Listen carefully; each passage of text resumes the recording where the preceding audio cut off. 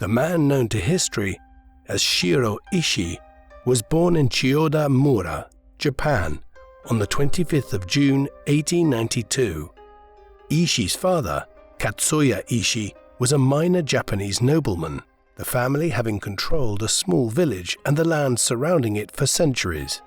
Ishii's father was one of the wealthiest landowners in the region and was a sake or Japanese rice wine manufacturer. The combination of feudal income from the local peasantry combined with the sale of alcohol products provided a stable income for the Ishii home. Little more is known about Ishii's parents, the exploration by historians having so far been extremely limited. While some information is known about his father, Katsuya Ishii, very little information is known about his mother, whose name remains forgotten and shrouded in mystery. While some historians believe that Shiro Ishii was born not in Chiyoda-mura, but actually further away from Tokyo, what they do agree upon is that Ishii was the son of local nobility and was born into a privileged life. Ishii would become one of the most notorious and least explored war criminals of the 20th century. Despite little being known of the specifics of his family, some of Shiro Ishii's early history can be reconstructed from his class status. As the son of minor nobility, Ishii would have grown up in a rigid class system that had changed little over the course of several centuries. Even though Ishii was a minor noble, he remained far above the lower class residents who paid tribute to Ishii's family in exchange for protection. Furthermore, Ishii grew up knowing his status as a noble separated him from those beneath him. Waited on by servants and entitled to advancement in education and status, Ishii learned from those around him to separate humanity into a series of classes. Rigid rules prevented the integration of classes in the name of social harmony and order. Ishii was instructed from an early age of the superiority of the Japanese people. Furthermore, the fast advancement of Japan as a world power was a result of the Meiji Restoration, a political and industrial revolution in Japan in the late 19th century that was prompted by the young Emperor Meiji, who had seized power back from the shogunates or regional military leaders. The shogunates had held the royal family hostage in their own realm, forcing the emperor and his family to act as puppets. This arrangement had lasted for centuries. While initially providing stability to a war-racked Japan, the refusal of the shogunates to modernize created a series of disasters in the 19th century that set Japan on the road to being conquered and colonized by European powers. The ascension of Emperor Meiji, a strong-willed leader and brilliant reformer, led to drastic changes, including the royal family shedding the demeaning control of the shogunates.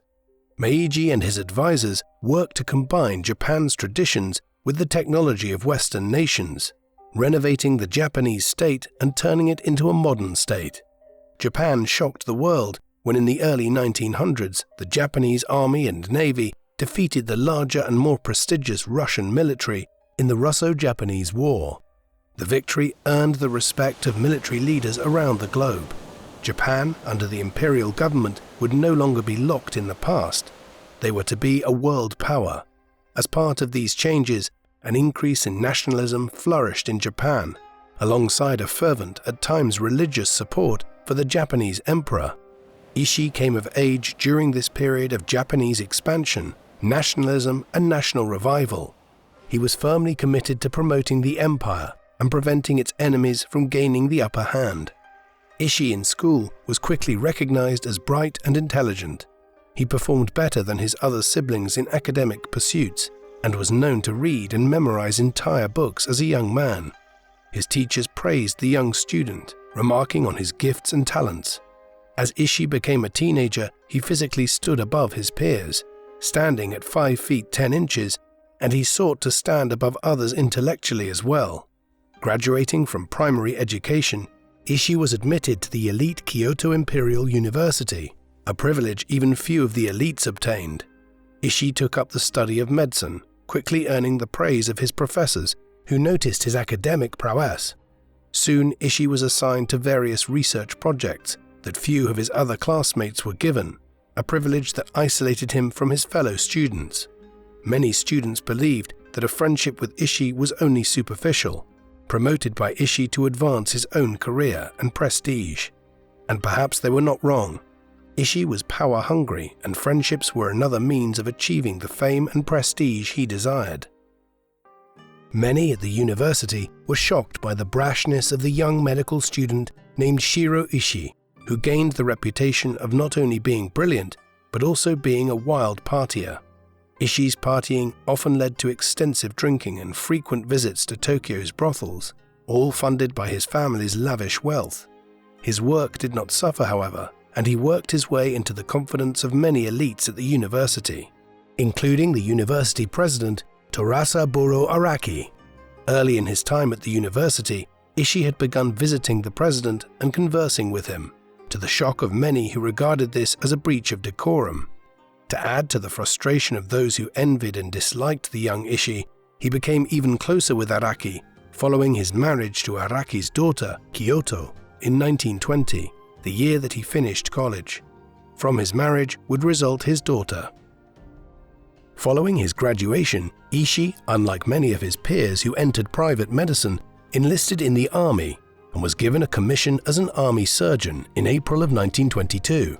Ishii was dedicated more to the nation than to the practice of medicine. Assigned to the Army First Hospital in Tokyo with the rank of first lieutenant, Ishii found himself in a position to act upon his desires to serve the empire and improve his nation.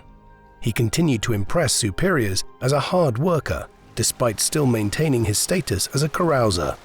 He returned to private life in 1924 and began a doctorate at Kyoto Imperial University, where he worked in blood sera, bacteriology, and human pathology.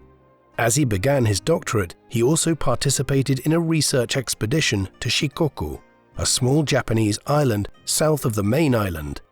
An epidemic of encephalitis, or an inflammation of the brain, had occurred on Shikoku, leading to a mortality rate of 60% and killing more than 3,500 people there. Ishii produced significant research from the visit, including creating a filter that helped to isolate the virus, which led to increased fame for the young scientist. In 1927, Ishii received his PhD in microbiology from Kyoto Imperial University. During his doctorate, he had earned the respect of peers and professors. After receiving his PhD, Ishii was stationed at the Kyoto Army Medical Hospital, where he received the rank of captain. He continued to conduct research projects, including a co-authored paper with his friend Dr. Tomasada Masuda. The paper described how Ishii and Masuda caused fever in patients to treat the disease of gonorrhea. Scientific research proved to hold great rewards for the young scientist, and he eagerly continued his work on various projects. One day, while looking through a medical journal, he discovered a report on the Geneva Convention of 1925, which encouraged an idea in his mind that he had had for some time. This idea would have a profound impact on the trajectory of his life. After reading the text of the convention and the reasoning behind the prohibition on biological warfare, including the creation of super germs and diseases, Ishii believed that Japan needed to violate its treaty and cultivate germ warfare in order to strike fear into their enemies. In Ishii's mind, the fact that nations had outlawed bioweapons suggested that they would be terrified of them.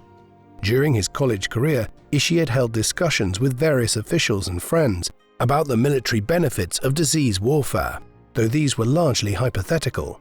But now, armed with the conviction that Japan would cause fear in its enemies if it possessed bioweapons, Ishii committed himself to do whatever it would take to produce a military victory for Imperial Japan, and he renewed discussions with military leaders about biological weapons.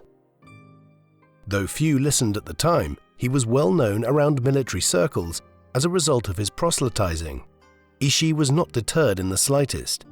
Instead, he began a world tour to begin studying biological weapons research that was occurring in other nations. Though much of the trip is not documented, evidence suggests that when Ishii arrived in each port he visited, he immediately located scientists, both in private and government organizations, to converse with about biological weapons.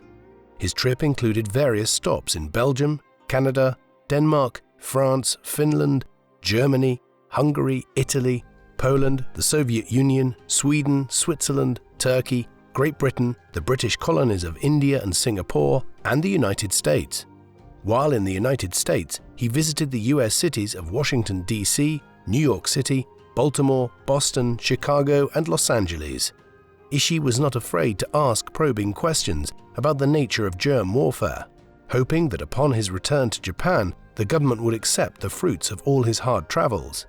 Ishii came away from the trip convinced of two things. Other nations and scientists were investigating biological warfare, and it was essential that Japan take the lead in this deadly race. Arriving home in 1930 after a 2-year trip, Ishii was welcomed by new military leaders who had come to power in 1929, soon after the resignation of the government leader Giichi Tanaka, a man who had dominated Japanese politics and had squashed Ishii's germ warfare plans. The military leaders who welcomed home Ishii were far more willing to go to war to expand the empire and were less concerned about the methods involved in such conquests. Many leaders in the Japanese military believed the next steps to secure Japanese power in the region depended upon an invasion of Manchuria, a region in northeast China which contained a plenitude of natural riches such as coal, oil, timber, and minerals. Many of these leaders believed that the capture of Manchuria would enable the Japanese Empire to begin attacking the Soviet Union and thereby weaken the threat of communism in Asia. Ishii recognized the militarism of the new civilian and military leaders and launched his campaign to receive permission to begin research in biological warfare. Ishii argued before military leaders that various nations were already developing biological weapons and that Japan would be left behind if it did not produce its own germ weapons. Ishii highlighted the low-cost nature of bioweapons, an argument certainly influenced by the start of the global depression that had been caused by the onset of the Great Depression in the United States in 1929. Ishii was no fool. He understood that military budgets, even in expansion-minded Japan, had suffered as a result of the global economic slump. However, he was most emphatic in pointing out the fear that bioweapons would cause in Japan's enemies. He stated brazenly in a written statement to the Japanese military high command, biological warfare must possess distinct possibilities, otherwise it would not have been outlawed by the League of Nations. The reception he received was far more than he could have ever hoped. The war minister, Sadao Araki, became the foremost supporter of the young scientist. Others, such as military leaders Tetsuan Nagata and Chikahiko Koizumi, threw their support behind Ishii.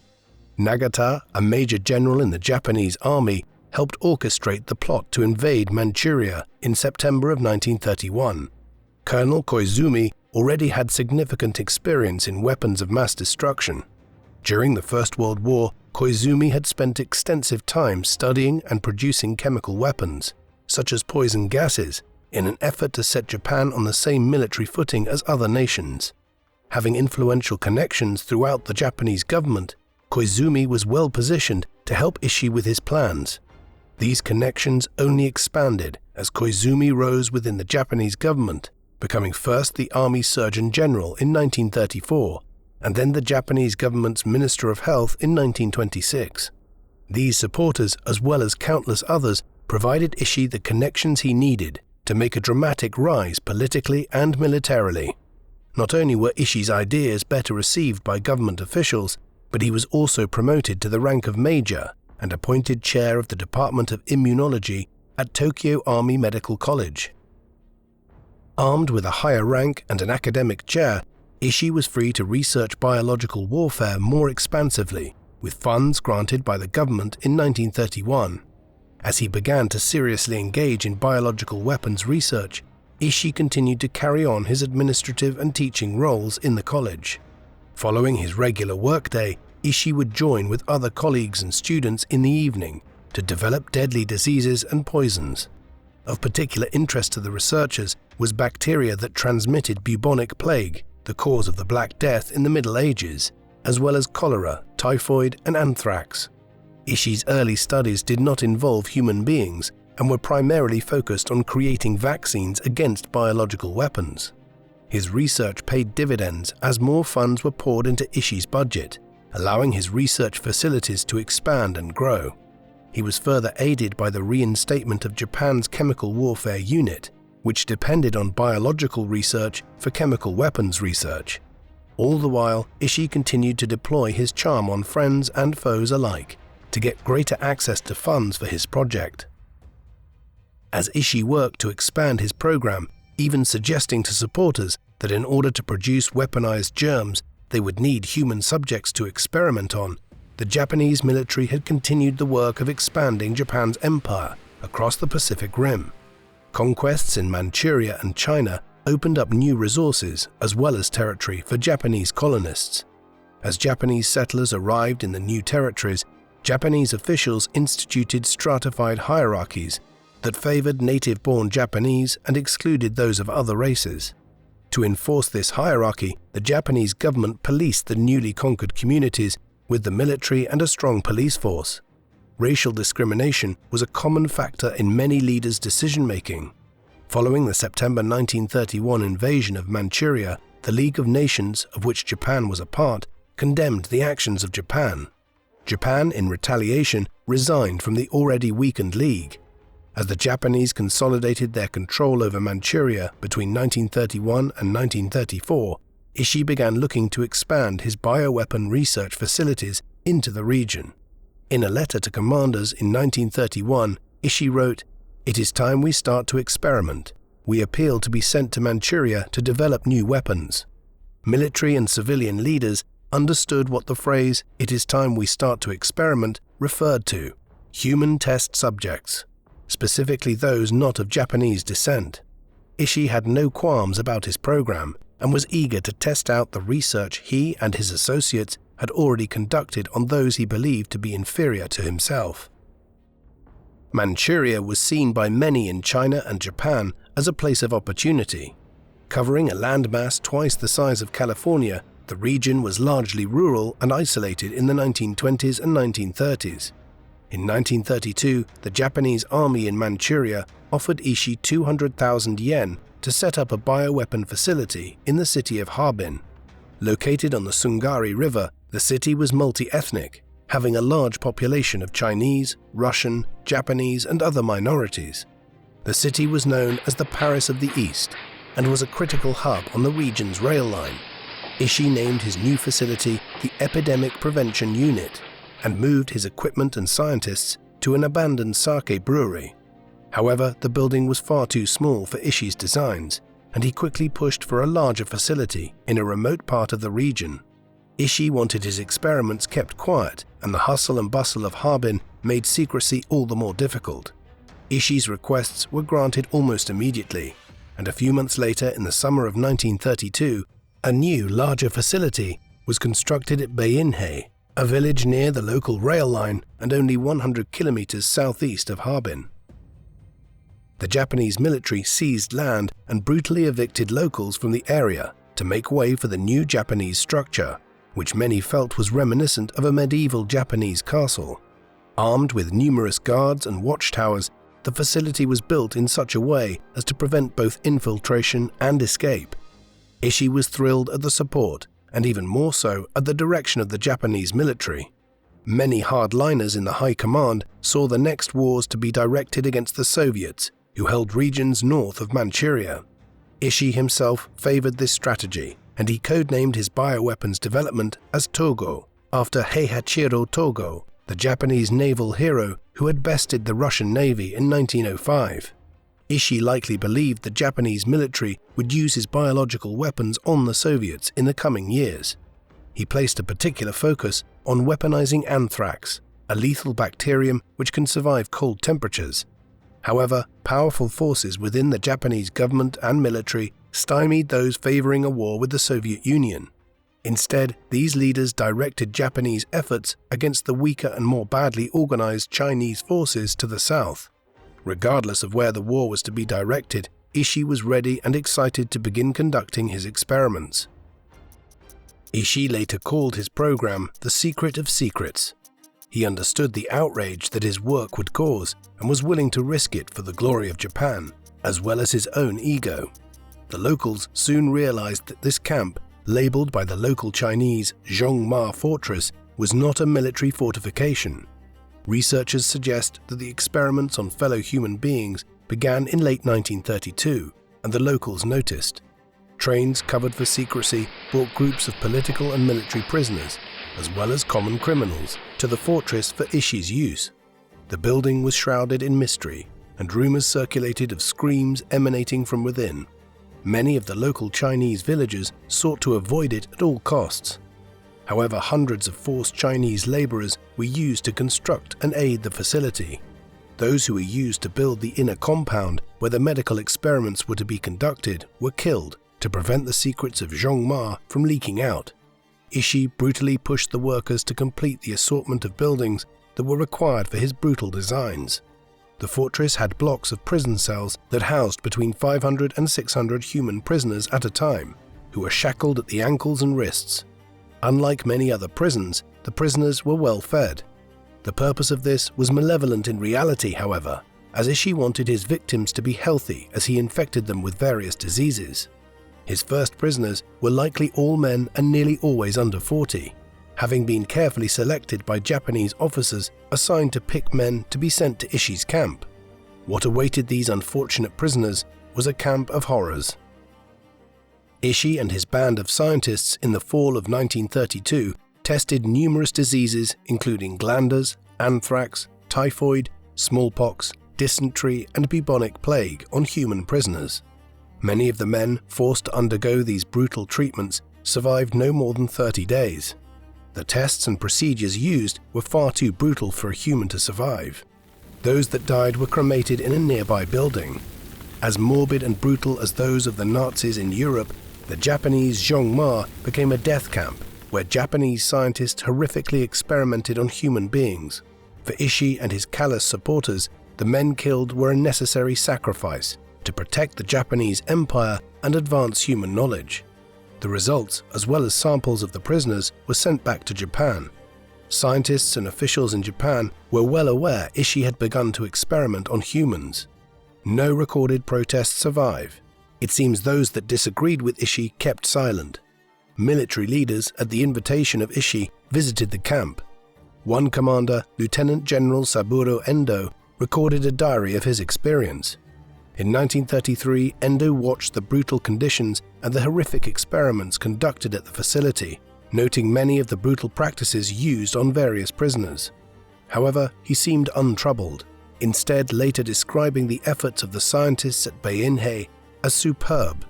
More troubling was that Endo had been part of the delegation to the Geneva Convention of 1925, which banned germ warfare, yet the experiments of his subordinates seemed to have troubled him not in the slightest. Now, as the officer charged with overseeing Ishii's projects, he backed Ishii unreservedly. To further add to the horror of Ishii's experiments, Ishii and his colleagues began filming their experiments. By 1935, these films were being sent to Japanese officers and leaders throughout the empire to educate policymakers on what was being learned. Films were seen by officials throughout Manchuria, showing the brutal projects conducted by Ishii. Hideki Tojo, the future Prime Minister of Japan during World War II, watched many of these, though he later became uncomfortable with their brutality. Still, nowhere is there recorded protest to the brutality exhibited. Over the next 2 years, the experiments continued as usual, until one night in the fall of 1934, a mass prison escape occurred. A man named Li, a Chinese communist freedom fighter, had attacked his guard and succeeded in opening his lock, as well as of those of all the other prisoners on the block. Fortunately for the prisoners, many of the guards were drunk due to celebrations related to the Mid-Autumn Festival. Miraculously, a rainstorm had short-circuited the electrified fence beyond the compound's wall, as well as the searchlights. While many of the prisoners were too weak to escape due to the experiments conducted on them, a mass of men had begun climbing a human chain up the wall. Li, who had placed himself on the bottom of the human chain, was killed, as were 10 others. 20 men escaped and 8 were soon captured and brutally murdered afterwards. However, the remaining 12 escaped and joined the anti-Japanese resistance, thus helping to spread the word of the horrific experiments being conducted at Zhongma camp. While the escape confirmed the rumors already circulating in the region that the Japanese were conducting human experiments, the results for the remaining prisoners were increased security and the creation of a new camp called Pingfan. Ishii was not to be stopped in his quest to satisfy his pursuit of biological weapons. In 1935, the Beihei complex was razed and all traces of Zhongma smashed to dust. But across the empire, a new, more sinister program was being implemented by the Japanese military. In its place was a sprawling labyrinth of units across the empire. Emperor Hirohito in 1936 authorized the expansion and integration of Ishii's unit into the army. The result was the creation of similar biological weapons research units across the Japanese-controlled Pacific Rim. Death camps, euphemistically referred to as research stations, were created in Manchuria, China, Thailand, Burma, Singapore, the Philippines, and New Guinea. Each camp was run by between 120 and 500 persons, all vying to expand the knowledge of biochemicals, and each conducting inhumane experiments on prisoners. At the center of this web of biological weapons units stood Pingfan, a facility located 26 kilometers southwest of Harbin. Secluded but also near the railway, Ishii had a Japanese company come and build the site. An airport was constructed, allowing a continual stream of planes to arrive at the new facility of death. Hundreds of poor Chinese families were displaced and their homes destroyed to make way for the mega-complex that would house Ishii's experiments. Meanwhile, a railroad spur of the South Manchurian Railway was constructed into the camp, allowing for cars full of future victims to be brought in. It took almost 3 years to fully finish the more than 150 buildings, including labs, barracks, research centers, prisons, breeding houses for animals, and homes for the various officials at the complex. The facility also contained a school for children of the Japanese officials and scientists, restaurants, bars, a Shinto temple, a swimming pool, a library, gardens, and a theater. It was a small city in the wilds of Manchuria, whose morbid purpose brought some of Japan's leading scientists and doctors to its environs. As the construction progressed, Ishii did not pause his experiments. He and his scientists continued to do their blood-curdling work in half-completed buildings. By now, Ishii's unit sported a new name, the Epidemic Prevention and Water Supply Unit of the Kwantung Army, though many in the army simply referred to it as Ishii Unit. Human prisoners continued to be experimented upon and the local populations terrorized. As Ishii expanded his work in Manchuria, the Japanese military launched a full-scale invasion of China in 1937. As the war progressed, Ishii continued to develop and deploy his biological weapons on civilian and prisoner-of-war populations. One method of testing was to tie prisoners to poles in a field and drop bioweapons on them. Other grisly experiments were also conducted to perfect Ishii's bioweapons. In many cases, he continued to film the atrocities for imperial authorities to watch. Many of Japan's senior leaders watched these films, including government officials, military leaders, and members of the royal family. Everywhere, Ishii's work was spreading, which likely gave undue pleasure to the man who had masterminded the project. Ishii, in intellectual and military circles, had gained the prestige and power he had always desired. In the early 1940s, the government further escalated its efforts to normalize Ishii's work by inviting groups of young men, some as young as 13, called boy troops, to come from Japan to Ishii's complex in Manchuria. There they watched the experiments and at times assisted in the brutal procedures. Ishii and his sponsors appear to be making the effort to sanction the atrocities they were committing, to normalize the carnage. Tragically, no official opposition ever appeared. Instead, in 1941, Ishii's station at Pingfan received the title of Unit 731, a designation that stuck with the unit for the rest of the war. The unit, according to the testimony of various former officers, had the approval of the emperor himself. Army officials in Manchuria furthermore expanded the program from 300 researchers to over 1,000, which later expanded to 3,000, including members of Japanese universities. Ishii himself, throughout the 1930s, had continued to hold his academic post in Japan. He considered himself an excellent academic and continued to lecture and recruit in Japanese universities. He authored papers and spread his knowledge throughout Japan's intellectual circles. He was on the cutting edge of research, though it was accomplished through the destruction of hundreds of human lives. Ishii was more powerful than he had ever been before, and exhorted his researchers to continue to set aside their ethics for the sake of what he considered progress. Doctors and academics traveled to Pingfan, seeking to watch the unethical and horrid experiments that they believed would advance the state of modern medicine. One of Ishii's greatest successes was his unit's participation in the Nomonhan incident, which resulted in enormous prestige to himself and his work. In the summer of 1939, several Japanese units with tanks, mechanized infantry, and artillery units crossed the Manchurian border into Soviet-held territory. The purpose of this foray was to probe the Russian and Mongolian defenses, in the eventuality that war was declared against the Soviet Union. With the army units, members of Unit 731 were sent to place typhoid germs in a river above the Soviet encampment. As Soviet and Japanese forces collided, Japanese Junior Youth Corps members were assigned to assist with dumping the typhoid-laced liquids into local rivers. Oddly, typhoid is a bacterium that cannot survive in river currents, something Ishii would have already known as a microbiologist. Though he left no record of his intentions, his units received extensive praise and commendation from army officials and even from the emperor himself. Even more important than praise and medals, however, was funding. Following the Nomonhan incident, Emperor Hirohito decreed that additional funds and researchers be allocated to Unit 731. The unit had done little, yet the results of the mission to Nomonhan were fantastic for the unit. Besides allowing Ishii the opportunity to attack the Soviets who he detested, it also gave him more power. However, Ishii was not done. In July 1940, Ishii's men transported 50 kilograms of cholera bacteria, 70 kilograms of typhoid bacteria, and millions of plague-infected fleas from Manchuria south to the Japanese-occupied city of Shanghai, China. In Shanghai, the bacteria were dispersed throughout the region. The typhoid was dropped into hundreds of wells, killing thousands of Chinese villagers. The plague-filled fleas were loaded onto planes outfitted with special equipment designed to disperse the virus from the air. In October, Ishii's planes launched and began their operation to spread plague on the Chinese-controlled city of Ningbo. Ishii stationed cameramen in the planes to film the bombing of the city. He didn't want any of his superiors to miss the new experiment. Soon, a plague epidemic broke out in Ningbo that killed numerous Chinese citizens.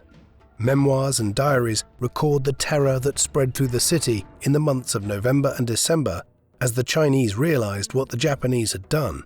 Families were broken apart by the raging plague, and many were evicted from their homes to allow the government to burn the buildings in order to prevent the spread of disease. Ishii's plan of causing terror and fear was working. Furthermore, the diseases he and his researchers had cultivated were significantly more deadly than the natural versions of these diseases, having a 99% mortality rate. Other methods of spreading virus were also employed in this campaign, including dropping contaminated wheat laced with bubonic plague designed to infect local rat populations, after which Ishii sent researchers down to determine how effective his attacks were. Other cities also suffered at Ishii's hands. In the city of Changchun, modified cholera bacteria were planted by Ishii's teams.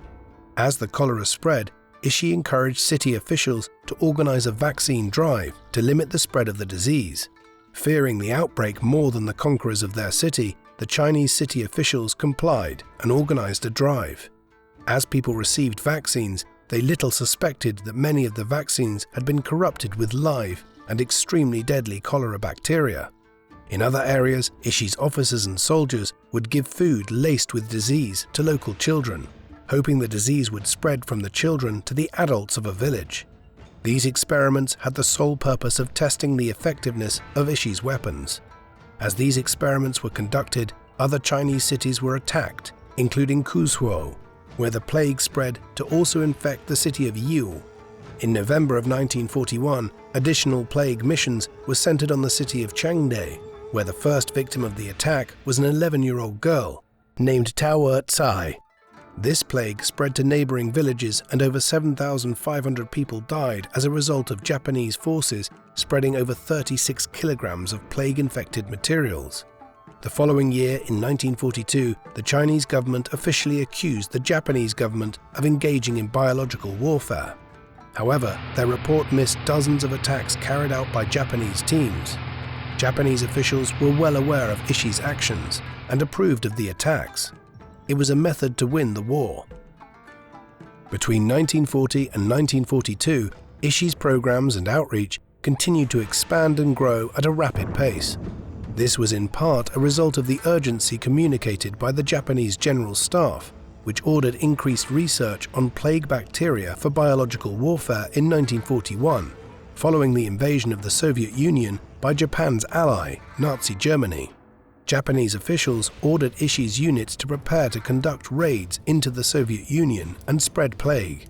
Test runs were conducted in which anthrax and glanders was spread near Russian camps. While Ishii's units prepared for war with the Soviet Union, the atrocities of Ishii's death camps had expanded beyond Manchuria, even to the Japanese mainland, where experiments were conducted at the Army Medical College of Tokyo, a closely guarded secret that was not revealed until the 1980s, when construction crews found the remains of those individuals who were the subjects of experimentation. Ishii enlisted the aid of family and friends to staff the most important positions within his death camps, as a steady stream of inmates came to occupy the camp. Pingfan held up to 400 inmates, comprised of men, women and children, all who became subject to the Japanese war machine's experiments. Normally these were people captured in campaigns or in action against local resistance groups, but on occasion, when the number of prisoners reached too low, Ishii would ask the army to grab locals in Manchuria to fill experimental needs. The army always complied. Those affiliated with the facility referred to the prisoners as logs, in reference to the official Japanese narrative that Pingfan was merely a lumber mill. The degradation of their human victims reflected the sheer brutality of those involved in the camps. Their prisoners were merely materials for scientific experiments, rather than living, breathing people. Those in the facility celebrated the results of their research that they had conducted on victims of all ages, including infants. One former Unit 731 member stated that experiments had been conducted on Americans, British, French and Soviet citizens, though the vast majority of those murdered were Chinese, Korean or Mongolians. Few lived more than a few weeks before dying of the experiments or being killed to protect the secrets of Ishii's program. Women were abused by researchers and guards and subjected to horrendous experiments on various venereal diseases. Some women became pregnant, giving birth to children at the facility. These infants did not survive long under Ishii's care. Meanwhile, thousands of others were killed in typical procedures conducted daily by Japanese researchers and doctors. There were no survivors of Pingfan. Ishii and his men made sure of that. As the war progressed, Ishii became a living symbol of the regime's biological weapons program. Beside recruiting and teaching in Japan and experimenting in Pingfan, Ishii also traveled across the empire to conduct experiments, observe his outreach centers, and even pilot planes, dropping bioweapons himself. He was the architect and mastermind behind it all, and he put his energies into the inhumane work with glee, though it should be noted that numerous other Japanese scientists and doctors were equally enthusiastic in their diabolical experiments. The strains developed by Ishii and his fellow scientists were far stronger and more contagious than natural strands of disease. The Chinese constantly faced the threat of Ishii's bioweapons, which were deployed frequently on unsuspecting Chinese citizens and troops. Gas bombs fired by artillery units at Chinese forces and cities were a special design of Unit 731. Ishii even sought to create bacteria-infected clouds that would rain pathogens down on Japan's enemies. Ishii's soldiers spread bioweapons that destroyed crops, causing mass starvation in China. At times, his compatriots were harmed in Ishii's experiments. One example occurred in the summer of 1942, when thousands of Japanese troops were infected with cholera, dysentery and other diseases that Ishii's men had spread in the region of Zhejiang province. Rather than regret their mistake, Ishii and his men merely kept statistics and conducted research on their own people. Over 1,700 soldiers died from the accident. Perhaps this is why Ishii was briefly transferred from his death camp of Pingfan between August 1942 and March 1945 to a small station in Nanking, China. Ishii dutifully went, still deeply committed to the cause of his nation. The station in Nanking had been set up in 1939, following the brutal conquest of the city by the Japanese Army in 1937. This facility was designed to mass-produce biological weapons, particularly the bubonic plague. In 1942, as Ishii arrived in Nanking, the Japanese leadership escalated its use of biological weapons on the Chinese in an effort to subdue the Chinese nationalist forces. Ishii was critical in the planning and implementing of biological warfare, which was carried out between March and November 1942. His orders were to exterminate China's armed forces in the region of Zhejiang. Despite numerous uses of bioweapons and mass casualties within the Chinese forces, the Japanese were driven back from the front lines. When Japanese forces began a retreat from the region in July of 1943, Ishii and his men launched raids to spread disease in towns and villages that the Japanese had occupied in order to cover the retreat of the Japanese armies. Hordes of plague-infected rats and fleas were released into cities, abandoned by the retreating Japanese armies. Wells and rivers were filled with waterborne diseases that Chinese civilians and soldiers would drink from. Ishii's men even covered birds with anthrax in an effort to spread anthrax-coated feathers. As these attacks were carried out, mobile units of Unit 731 and other biological warfare units arrived in infected areas and conducted brutal experiments. No longer would the atrocities be hidden behind the walls of death camps. Ishii and his followers were allowed into the open.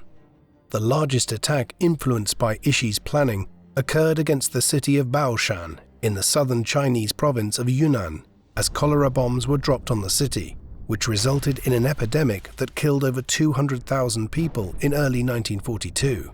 While Ishii was not present himself, the atrocities followed the same pattern pioneered by him. The purpose of these attacks was to halt the Allied forces' advance in the jungles of Burma, now Myanmar. So much disease was spread in the Yunnan province that the Chinese Nationalist Army was forced to withdraw from the region, and the Allied advance slowed, thus buying the Japanese Army time to regroup. A similar attack was carried out against Communist forces in the Shandong province. There, Chinese Communists, under the leadership of Mao Zedong, had created endless problems for the Japanese military, leading Japan's high command to order a biological campaign against the region.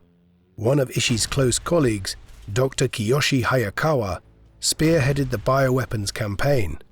Cholera and other diseases were disseminated, and the bioengineered diseases spread to the neighboring provinces of Hebei and Henan, killing over 200,000 people. Ishii's mentees were now causing as much damage as he himself was causing in the central provinces of China. Despite Ishii being relegated to central China, he remained wildly popular among his peers, despite his erratic behavior.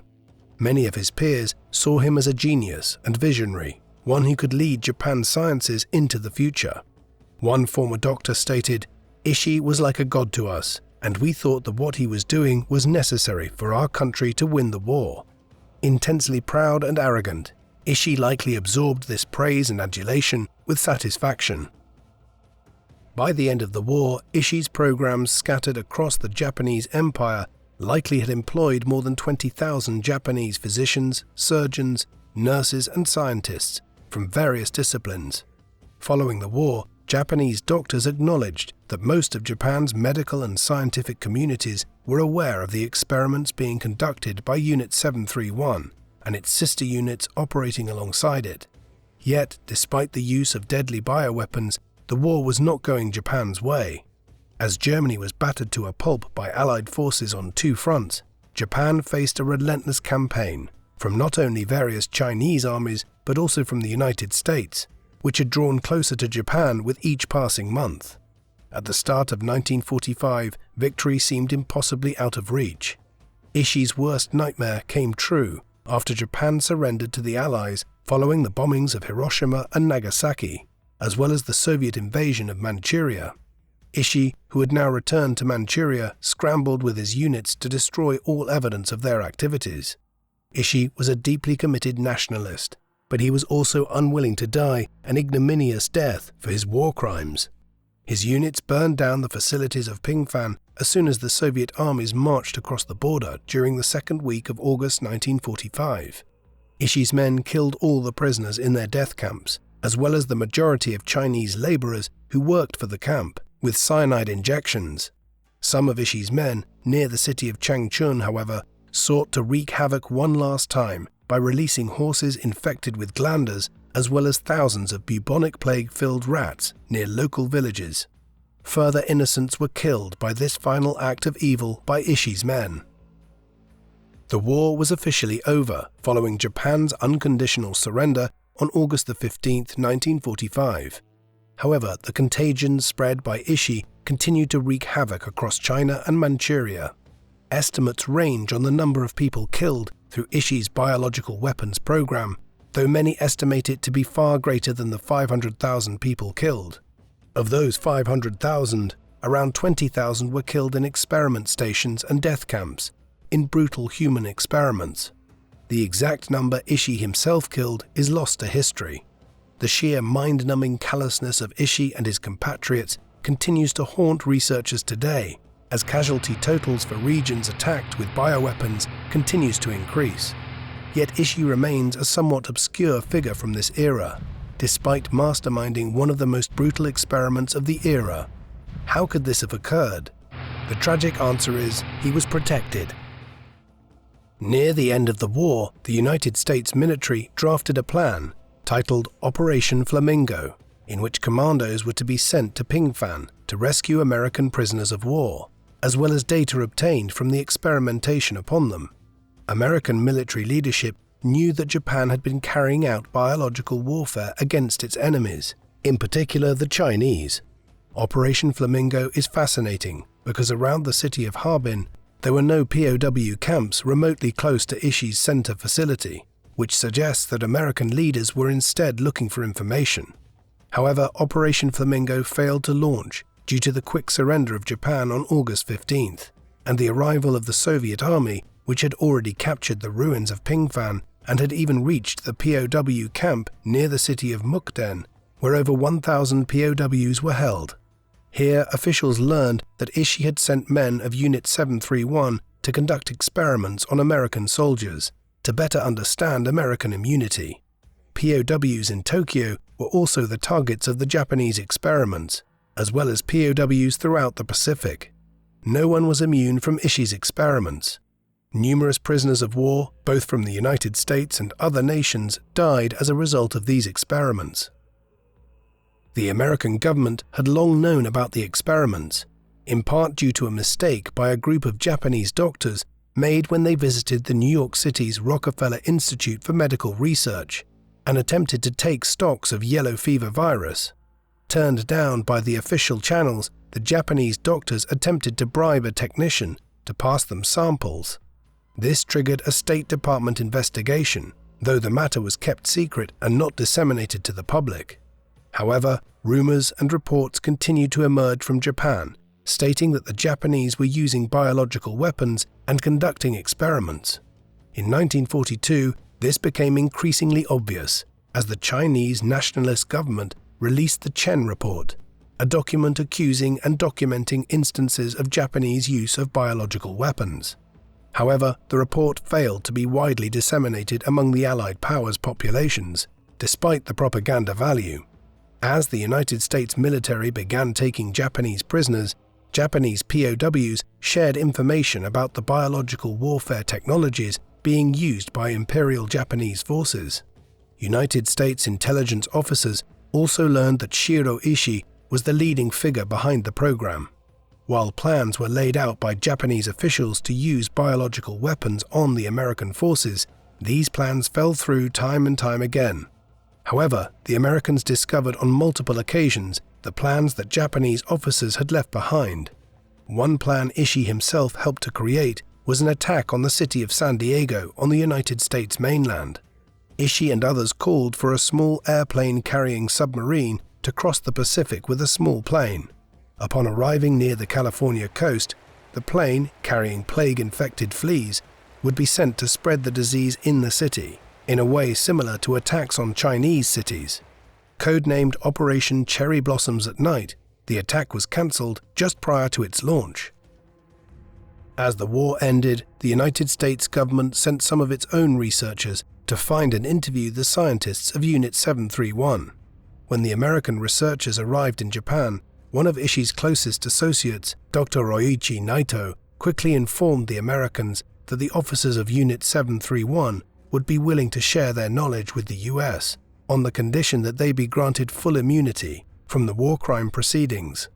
American military leader General Douglas MacArthur, the man charged with spearheading the rebuilding of Japan, granted the request of the officers of Unit 731, allowing them complete immunity in exchange for information regarding their research. Ishii and his men responded quickly and soon flooded the American research teams with information. Ishii had been hiding in Tokyo since the Japanese surrender to the United States. However, in 1946 he resurfaced, only to be arrested by American forces.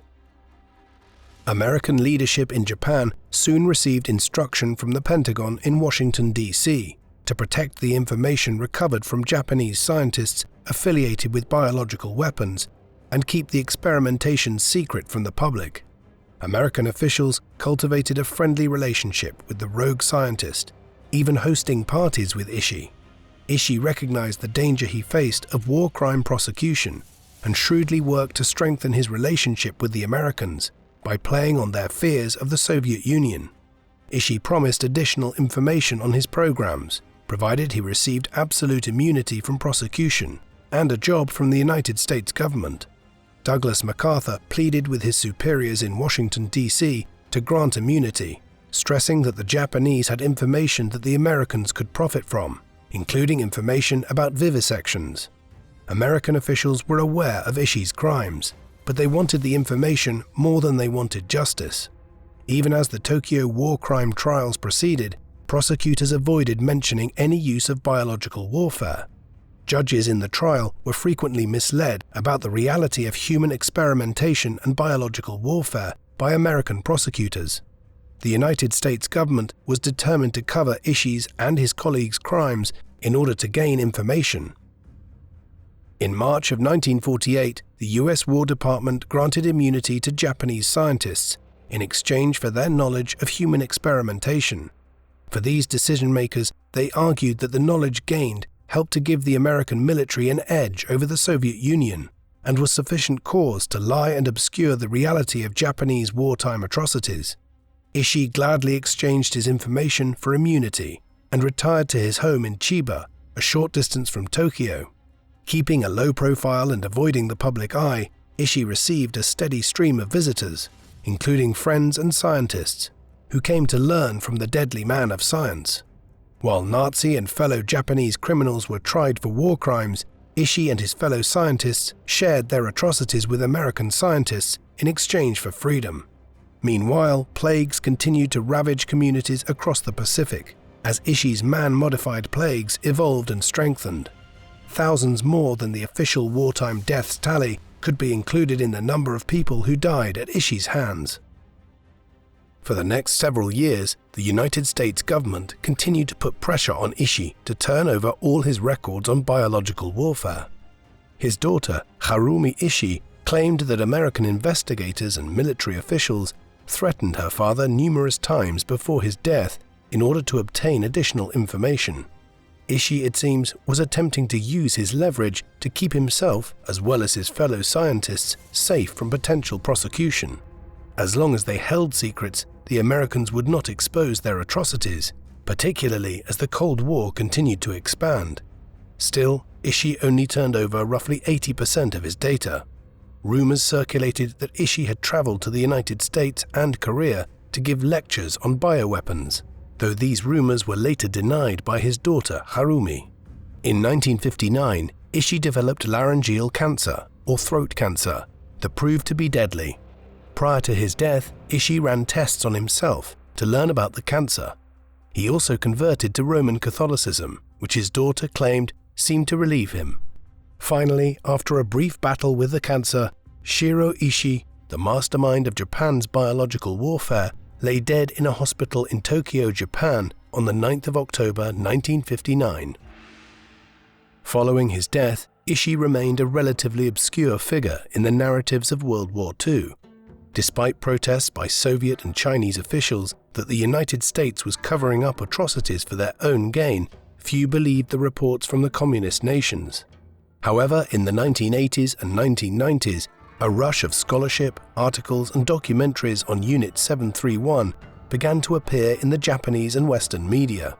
Former members of the units created by Ishii shared their experiences publicly, resulting in a scandal that shocked the Western world.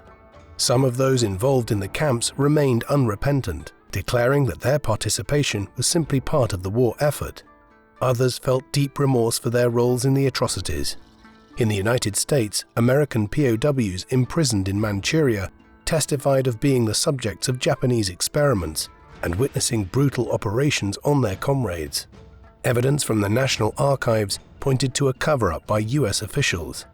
As more information was uncovered, Ishii's role in the atrocities became clearer and outrage spread.